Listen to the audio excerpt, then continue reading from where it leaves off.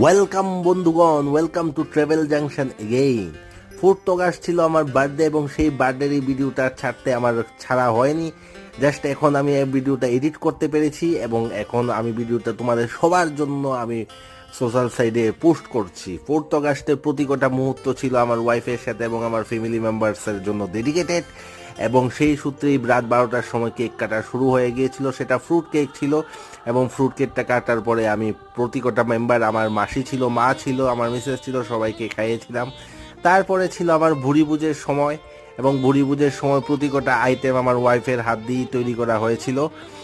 এবং এই তোমরা যেটা দেখতে পাচ্ছ থালাতে সেটা ছিল পোলাও। পোলাও থেকে প্রথমেই আমি কাজুটা খেয়ে নিলাম, তার সাথে ছিল হোয়াইট রাইস এবং পাশে ছিল চিংড়ির মালাইকারি, বা তার সাথেটা ছিল ইলিশ মাছের ভাপা এবং তার পাশে ছিল মটন এবং পাশে ছিল কিছুটা স্যালাড। প্রতি কটা